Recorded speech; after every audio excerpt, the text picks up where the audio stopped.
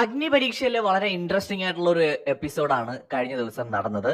അതായത് ഇന്നലെ അർദ്ധരാത്രിയിൽ വന്ന എപ്പിസോഡിനെ കുറിച്ചാണ് ഞാൻ പറയുന്നത്. ഇന്ന് ഏഷ്യാനെറ്റിൽ ടെലികാസ്റ്റ് ചെയ്യാൻ പോകുന്ന എപ്പിസോഡ്.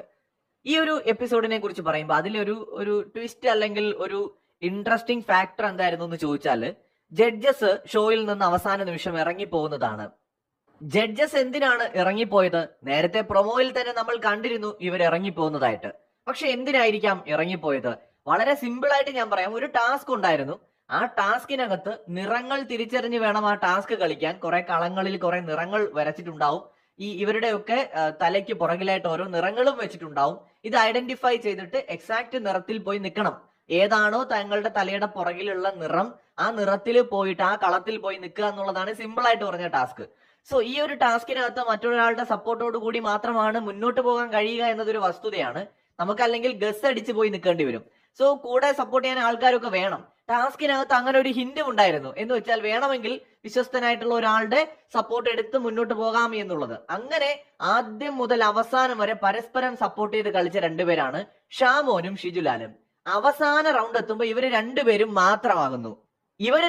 മാത്രമാകുന്ന സമയത്ത് സ്വാഭാവികമായ രീതിയിൽ ജഡ്ജസ് പ്രതീക്ഷിക്കുന്നത് ഇവര് തങ്ങളിൽ ഗെയിം കളിക്കും എന്നുള്ളതാണ്. അങ്ങോട്ടും ഇങ്ങോട്ടും ഫൈനൽ വരെ എത്തുന്നല്ലോ. അപ്പോ ഇവർ അങ്ങോട്ടും ഇങ്ങോട്ടും ഗെയിം കളിക്കുമെന്ന് പ്രതീക്ഷിച്ച ജഡ്ജസിനെ തെറ്റിച്ചുകൊണ്ട് ഇവര് വീണ്ടും ഈ സപ്പോർട്ട് തുടരുകയാണ്. എന്ന് വെച്ചാൽ ഷിജുലാലിന്റെ പുറകിലെ കളർ ഏതാണെന്ന് ഷാമോനും, ഷാമോന്റെ പുറകിലെ കളർ ഏതാണെന്ന് ഷിജുലാലും പറഞ്ഞു കൊടുക്കുന്നു. ഓരോ റൗണ്ടിലും ഇത് പരസ്പരം പറഞ്ഞു കൊടുക്കുന്ന കാരണം ഇവര് രണ്ടുപേരും കൃത്യമായ കളങ്ങളിൽ തന്നെ പോയി നിൽക്കുന്നു.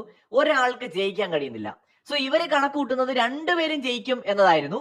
പക്ഷേ ഒരാളെ ജയിപ്പിക്കാനായിരുന്നു ജഡ്ജസ് ഒരുപക്ഷെ ശ്രമിച്ചിട്ടുണ്ടാവുക. അല്ലെങ്കിൽ അവർക്ക് അറിയണമായിരുന്നിരിക്കണം ആരായിരിക്കും ജയിക്കുക എന്നുള്ളത്. എത്ര ശ്രമിച്ചിട്ടും ഇവർ അങ്ങോട്ടും ഇങ്ങോട്ടും ചതിക്കാൻ തയ്യാറാവുന്നില്ല, അല്ലെങ്കിൽ അങ്ങോട്ടും ഇങ്ങോട്ടും വിട്ടുകൊടുക്കാതെ ഗെയിം കളിച്ചു എന്ന് പറയുന്നതാവും ശരി.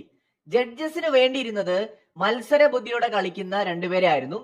ഇവര് അവസാന റൗണ്ടിലെങ്കിലും പരസ്പരം ഗെയിം കളിക്കുമെന്ന് ജഡ്ജസ് പ്രതീക്ഷിച്ചു. പിന്നീട് അവിടെ വലിയ രീതിയിലുള്ള വാക്ക് തർക്കങ്ങൾക്ക് തുടക്കമാവുകയാണ്. ജഡ്ജസ് കളി നിർത്തിവെക്കുന്നു. ഇത് നിങ്ങൾ ഞങ്ങളെ കളിയാക്കുകയാണെന്ന് ചോദിച്ചുകൊണ്ട് രഞ്ജിനി വളരെ പരുഷമായിട്ട് പൊട്ടിത്തെറിക്കുന്നു. അഖിൽ മാരാർ വളരെ ഗൗരവത്തോടെ തന്നെ ഈ വിഷയം ഏറ്റെടുക്കുന്നു. അഖിൽ ചോദിക്കുന്നത് ഇത് ബിഗ് ബോസ് അല്ല, ഇത് അഗ്നി പരീക്ഷയാണ്. ഇത് തന്നെയാണ് എനിക്കും പറയാനുള്ള ഒരു അഭിപ്രായം. കാരണം ഇതിനകത്ത് ഒരു വശം എന്താണെന്ന് വെച്ചാൽ, ഇവിടെ ഇരിക്കുന്ന ജഡ്ജസ് എന്ന് പറയുന്നത് ശരിക്കും ഒരു ഓഡീഷൻ നടത്തുന്ന ജഡ്ജസ് ആണ്. അഖില് പറഞ്ഞത് വളരെ കൃത്യമായിട്ടുള്ള ഒരു പോയിന്റ് അതിനകത്തുണ്ട്. എന്ന് വെച്ചാൽ ഗ്രൂപ്പിസം ഒക്കെ ബിഗ് ബോസിനകത്ത് കളിക്കില്ലേ എന്ന് ചോദിച്ചാൽ കളിക്കും. ഈ ഗ്രൂപ്പിസം കളിച്ച് ജയിച്ച ആളാണ് അഖിൽ മാരാർ.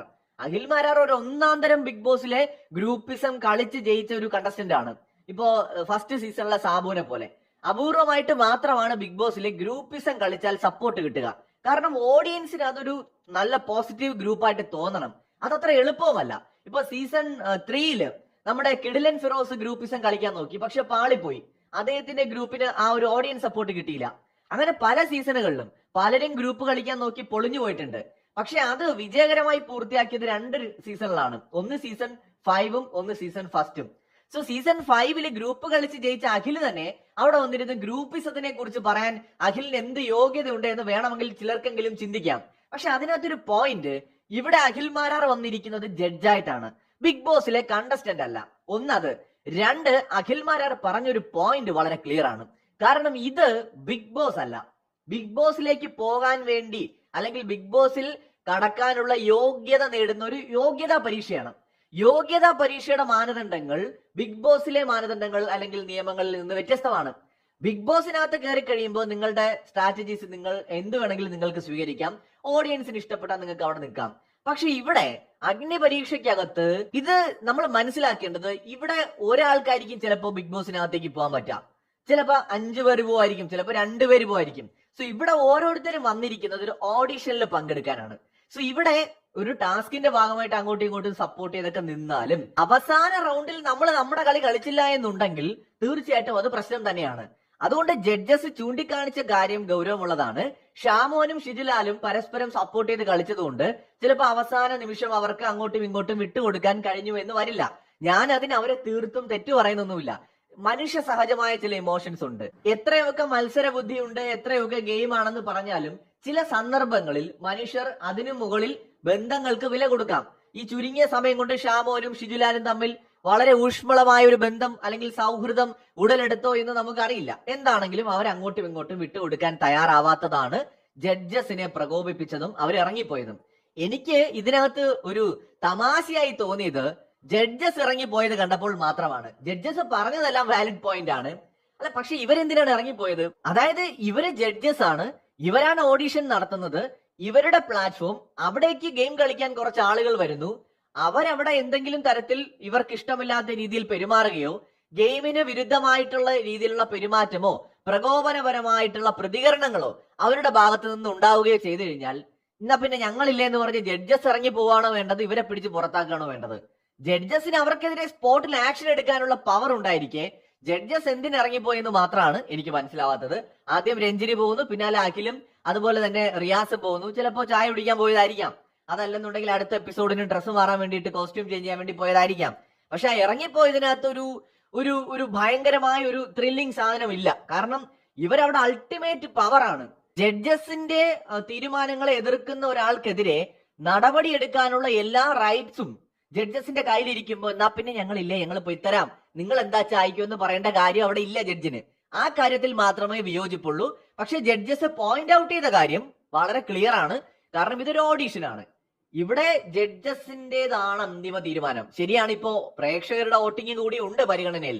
എന്നിരുന്നാലും ജഡ്ജസിന് ഇവിടെ വലിയൊരു റോൾ ഉണ്ട്. കാരണം ബിഗ് ബോസ് ആണ് ഇതിനകത്ത് കണ്ടസ്റ്റൻസിനെ ചൂസ് ചെയ്യുന്നത്. അപ്പൊ ബിഗ് ബോസിലേക്ക് പോകാൻ വേണ്ടിയിട്ടാണ് ഇവരോട് വന്നിരിക്കുന്നത്. നിങ്ങൾ ബിഗ് ബോസിൽ കയറുന്നതിന് മുന്നേ തന്നെ സൗഹൃദങ്ങൾ ഉണ്ടാക്കി തുടങ്ങിക്കഴിഞ്ഞാൽ നിങ്ങൾക്ക് ചിലപ്പോൾ മുന്നോട്ട് പോകാൻ പറ്റിയെന്ന് വരില്ല. ബിഗ് ബോസിനകത്ത് എല്ലാ സീസണിലും ഈ ഗ്രൂപ്പിസം ജയിക്കില്ല. അതൊരു ലക്ക് കൂടിയാണ്. അതും കൂടി മനസ്സിലാക്കണം. ഈ ഗ്രൂപ്പുകളെ ഓഡിയൻസ് ഇഷ്ടപ്പെടണം എന്നുണ്ടെങ്കിൽ ഓപ്പോസിറ്റ് നിൽക്കുന്ന വില്ലന്മാരും അത്രയും സ്ട്രോങ് ആവണം. അപ്പോൾ മാത്രമേ ഗ്രൂപ്പുകളെയും പ്രേക്ഷകർ ഇഷ്ടപ്പെടുള്ളൂ. അല്ലാതെ ചിലപ്പോൾ ഗ്രൂപ്പുകളെ ഇഷ്ടപ്പെടണം എന്നില്ല. ആ ഗ്രൂപ്പിന് ഓഡിയൻസിന് ഇഷ്ടപ്പെടുന്ന ഒരു വൈബ് ഉണ്ടാവണം. അതൊക്കെ നമുക്കത് പറഞ്ഞറിയിക്കാൻ പറ്റില്ല. നാച്ചുറൽ ആയിട്ട് ആളുകൾക്ക് ഇഷ്ടപ്പെടും. ഇപ്പൊ അഖിൽ മാരാറ് ഗ്രൂപ്പിസം കളിച്ച സമയത്ത് അതിലൊരു ഭംഗി ഉണ്ടായിരുന്നു. അത് മാത്രമല്ല, ആ ഗ്രൂപ്പ് ടാസ്കുകളിലാണ് കൂടുതലും പ്രവർത്തിച്ചിട്ടുള്ളത്. അതിനപ്പുറം അന്യായമായിട്ട് ഒരാളെ ടാർഗറ്റ് ചെയ്ത് 10 പേര് ചേർന്ന് അറ്റാക്ക് ചെയ്യുന്ന കൈൻഡ് ഓഫ് ഒരു ഗ്രൂപ്പ് ആയിരുന്നില്ല അത്. അവിടെയാണ് അതിന്റെ ഒരു പ്രത്യേകത എന്ന് പറയുന്നത്. അഖിൽ മാരാറിന്റെ ഫൈറ്റ് അഖിൽ മാരാർ ഒറ്റയ്ക്ക് തന്നെയാണ് ചെയ്തത്. അല്ലാതെ 10 പേര് ഒന്നിച്ചു പോയിട്ട് ഒരാൾക്കെതിരെ ഫൈറ്റ് ചെയ്തില്ല. അവിടെ ടാസ്കുകളിൽ അവർ ആ ഗ്രൂപ്പിസം ഉപയോഗിച്ചിരിക്കാം. ടാസ്കിനെ അത് കൂടുതൽ ഭംഗിയാക്കുകയാണ് അഖിലിന്റെ സീസണിൽ ചെയ്തത് എന്നതാണ് മറ്റൊരു വസ്തുത. അപ്പൊ അത് കണ്ടും കൊണ്ട് ജഡ്ജ് പണ്ട് ഈ ഗ്രൂപ്പിസം കളിച്ച ആളല്ലേ, എന്തുകൊണ്ട് ഞങ്ങളും ഇവിടെ കളിക്കും, അതായത് എന്താ തെറ്റ് എന്ന് പറഞ്ഞുകൊണ്ട് ഓഡീഷന് വന്നിരിക്കുന്ന ആളുകൾക്ക് ഒരിക്കലും ജഡ്ജസിനെ ക്വസ്റ്റ്യൻ ചെയ്യാൻ പറ്റില്ല. നിങ്ങൾ ഒരു കമ്പനിയിൽ ജോലിക്ക് കയറാൻ വേണ്ടിയിട്ട് ഇന്റർവ്യൂവിന് പോയിട്ട് കമ്പനിയുടെ മുതലാളിമാരെ തന്നെ ചോദ്യം ചെയ്താൽ എങ്ങനെ ഉണ്ടാവും? ഇറങ്ങിപ്പോടാ എന്നല്ലേ അവര് പറയൂ. ശരിക്കും അതാണ് ഇവിടെ മനസ്സിലാക്കേണ്ടത്. ഒരു ഓഡീഷനാണ്. ബിഗ് ബോസിനകത്ത് കയറി കഴിഞ്ഞാൽ ചിലപ്പോ, എന്നാലും ബിഗ് ബോസിന് പല അധികാരങ്ങളും ഉണ്ട് നമ്മൾ മനസ്സിലാക്കണം. കയറി കഴിഞ്ഞാൽ ചിലപ്പോ ഓഡിയൻസിന്റെ സപ്പോർട്ട് ഭയങ്കരമായിട്ടുണ്ടെങ്കിൽ ബിഗ് ബോസിന് ഇഷ്ടമില്ലാത്തവർ പോലും ചിലപ്പോൾ അവിടെ തുടരും. കാരണം ഓഡിയൻസ് ആണ് ബിഗ് ബോസിനകത്ത് അൾട്ടിമേറ്റ് പവർ എന്ന് പറയുന്നത്. അതുകൊണ്ട് എന്നാലും ബിഗ് ബോസിന് ചില പ്രത്യേക അധികാരങ്ങൾ ഉപയോഗിച്ച് പല രീതിയിലുള്ള ഗെയിം കളിക്കാം. പല ചലഞ്ചസും കണ്ടസ്റ്റൻസിന്റെ മുന്നിൽ കൊണ്ടിട്ട് കൊടുക്കാം. അതിനെയൊക്കെ അതിജീവിക്കുകയൊക്കെ വേണം. അപ്പൊ അതുകൊണ്ട് ഈ ഒരു സംഭവത്തിനകത്ത് ഷാമോനും അതുപോലെ ഷിജുലാലും അവസാന റൗണ്ടിൽ കാണിച്ചത് ഒരല്പം അതിര് കടന്ന പ്രകടനമായി പോയി എന്നതിൽ തർക്കമില്ല. ഞാൻ മനസ്സിലാക്കുന്നുണ്ട്, ചിലപ്പോൾ അവർക്കിടയിൽ അങ്ങനെ ഒരു ഫ്രണ്ട്ഷിപ്പ് ഉണ്ടാകാം. ഇത്രയും നേരം ഒന്നിച്ച് നിന്നിട്ട് ഒരാൾ മാത്രമായിട്ട് മറ്റൊരാളെ ചതിക്കുന്നത് എങ്ങനെ ശരിയാകും എന്ന ഒരു കാഴ്ചപ്പാടൊക്കെ കൊണ്ടായിരിക്കാം, അങ്ങനെ കടന്ന് ചിന്തിച്ചത് കൊണ്ടാവാം. അങ്ങനെയൊക്കെ മനുഷ്യന്മാർ ചിന്തിക്കും, അങ്ങനെയുള്ളവരും ഉണ്ട്. ഇനി ഓഡിയൻസ് എന്ത് ചിന്തിക്കുമെന്ന് കരുതിയിട്ട് നന്മ വരെ കളിക്കാൻ ശ്രമിച്ചതൊക്കെ ആവാം. ഇത്തരം സാധ്യതകളെല്ലാം അവിടെ ഉണ്ട്. ബട്ട് സ്റ്റിൽ അവിടെ ജഡ്ജസിന് വേണ്ടിയിരുന്നത് ഒരു ഫൈനൽ വിന്നറെ ആയിരുന്നു, അല്ലെങ്കിൽ ഇവർ തമ്മിലുള്ള ഒരു ഗെയിം ആയിരുന്നു അവർ എക്സ്പെക്ട് ചെയ്തത്. അത് കിട്ടാതെ വന്നപ്പോൾ ജഡ്ജസിന് ദേഷ്യം വന്നു. അവര് ഇറങ്ങിപ്പോയത് ഒരു പക്ഷെ ഇവരെ ഒന്ന് വരട്ടാൻ വേണ്ടി ഇറങ്ങിപ്പോയതാകാം. അല്ലെങ്കിൽ ഇപ്പൊ അവര് വിചാരിച്ച ഇവരോടങ്ങ് ഇറങ്ങാൻ പറഞ്ഞാൽ പോരെ, അങ്ങോട്ട് മാറ് എന്ന് പറഞ്ഞാൽ തീർന്നു കളി. അത്രേ ഉള്ളൂ. നിങ്ങൾ രണ്ടുപേരും ജയിച്ചില്ല എന്ന് പറഞ്ഞാലും പരിപാടി അവിടെ കഴിഞ്ഞു. ജഡ്ജസ് ഇറങ്ങിപ്പോയത് ഒരു പക്ഷേ ഒരു ത്രില്ലിന് വേണ്ടി ഇറങ്ങിപ്പോയതാവാം. ഷോ ഒന്നുകൂടെ കൊഴുപ്പിക്കാൻ വേണ്ടി ചെയ്ത പരിപാടിയായിരിക്കാം. പണ്ട് ലാലേട്ടൻ പറഞ്ഞ പോലെ ലൈൻ കട്ട് എന്ന് പറഞ്ഞ ഒരു സാധനം. എന്തായാലും ഇന്നലത്തെ എപ്പിസോഡ് തരക്കേടില്ലാത്തൊരു എപ്പിസോഡായിരുന്നു കേട്ടോ. കൊള്ളായിരുന്നു. അഗ്നി പരീക്ഷയിൽ ഈ ഇതുവരെ നടന്നതിൽ വെച്ചൊരു കൊള്ളാവുന്ന ഒരു എപ്പിസോഡ് തന്നെയായിരുന്നു. അതിൽ ഷാമോൻ ജഡ്ജസിനെ ചെറിയ രീതിയിൽ ക്വസ്റ്റ്യൻ ചെയ്യുന്നൊക്കെ ഉണ്ട്. രഞ്ജിനിക്ക് അത് ഒട്ടും പിടിച്ചിട്ടില്ല. ഇത്ര അഹങ്കാരമൊക്കെ വേണോ എന്ന് രഞ്ജിനിയും ചോദിക്കുന്നുണ്ട്. ഇതിൽ 2 പെർസ്പെക്റ്റീവ് ഉണ്ട്. ജഡ്ജസിനെ റെസ്പെക്ട് ചെയ്ത് നിൽക്കണം എന്ന് ജഡ്ജസിന് ആഗ്രഹിക്കാം. അറ്റ് ദ സെയിം ടൈം തന്നെ എല്ലാവർക്കും സെൽഫ് റെസ്പെക്റ്റും ഉണ്ട്. രഞ്ജിനിക്ക് മാത്രമല്ല, തിരുവായ്ക്ക് എതിർവായില്ല എന്ന് പറയുന്ന രാജഭരണകാലമൊന്നും അല്ലല്ലോ ഇത്. ചിലപ്പോ അവരുടെ അഭിപ്രായങ്ങൾ പറയാൻ വേണ്ടി ശബ്ദം ഉയർത്തും. അതാണല്ലോ ബിഗ് ബോസ് എന്ന് പറയുന്നത്. ബിഗ് ബോസ് എന്ന് പറയുന്ന പ്ലാറ്റ്ഫോമിൽ തങ്ങളുടെ നിലപാടുകൾ പറയണ്ടേ അവര്? ഈ 3 ജഡ്ജസിന്റെ മുന്നിൽ അവർ പേടിച്ച് നിന്നുപോയാൽ ബിഗ് ബോസിനകത്ത് പോയിട്ട് പിന്നെ അവർ എന്ത് തേങ്ങ ചെയ്യാനാണ്? അപ്പൊ അവരുടെ അഭിപ്രായങ്ങൾ പറയാനായിട്ട് അവർ ശബ്ദം ഉയർത്തുമ്പോൾ അതിനെ അഹങ്കാരമായിട്ട് കാണേണ്ടതുണ്ടോ എന്നത് മറ്റൊരു ചോദ്യം. രഞ്ജിനിക്ക് ഭയങ്കരമായിട്ട് എന്നെ ചോദ്യം ചെയ്യാനായോടാ നീ എന്നുള്ള തരത്തിലൊക്കെ രഞ്ജിനിക്ക് ഇത്തിരി അങ്ങോട്ട് പൊളിഞ്ഞിട്ടുണ്ട്, പ്രൊവോക്ക് ആയിട്ടുണ്ട്. സോ ഷാമോനെ നമുക്ക് തെറ്റു പറയാൻ പറ്റില്ല. പുള്ളിയുടെ കാര്യം പറയാൻ അവിടെ ശ്രമിക്കുകയാണ് ചെയ്തത്. അപ്പോ ഇവിടെ നമുക്ക് 2 രീതിയിൽ കാണാം. ഷാമോൻ അവര് പറയുന്നൊക്കെ പഞ്ചപുച്ഛം അടച്ച് കേട്ട് നിന്നേ പറ്റൂ. കാരണം അവിടെ ഒരു കണ്ടസ്റ്റന്റ് ആയിട്ട് ഓഡീഷനിൽ പോയതാണ്, അവിടെ പോയിട്ട് അവരുടെ അടുത്ത് ചൊറിയാൻ നിൽക്കാൻ പാടില്ല എന്ന് ചിന്തിക്കുന്നതും ഒരു വ്യൂ പോയിന്റിൽ ശരിയാണ്. അതേസമയം തന്നെ എവിടെയായാലും നമ്മുടെ നിലപാടുകൾ പറയാൻ നമ്മൾ ആരെയും ഭയക്കേണ്ടതില്ല എന്നൊരു പെർസ്പെക്റ്റീവ് അതിനകത്തുണ്ട്. സോ അത് ആൾക്കാരുടെ കാഴ്ചപ്പാടിനനുസരിച്ച് ആ ഒരു സപ്പോർട്ട് അങ്ങോട്ടും ഇങ്ങോട്ടും ഒക്കെ മാറാം. എന്തായാലും ഷാമോൻ പുള്ളിയുടെ കാര്യം പറയാൻ ശ്രമിച്ചു. അതൊരു അഹങ്കാരം എന്ന നിലയ്ക്കാണ് രഞ്ജിനിക്ക് തോന്നിയത്. രഞ്ജിനി അവിടെ പ്രൊവോക്ക് ആവുന്നുണ്ട്. സോ അതൊക്കെയാണ് ഇന്നലത്തെ ഒരു എപ്പിസോഡിൽ പ്രധാനമായി നടന്ന കാര്യങ്ങൾ. ഇന്ന് അതിന്റെ തുടർച്ചയാണ്, അതൊരു എൻഡ് ഇല്ലാതെയാണ് എപ്പിസോഡ് തീരുന്നത്. സോ നമുക്ക് നോക്കാം ഇന്നിനിയിപ്പോ എന്തൊക്കെയാണ് നടക്കാൻ പോകുന്നതെന്ന്. കൂടുതൽ അപ്ഡേറ്റ്സുമായി വീണ്ടും കാണാം.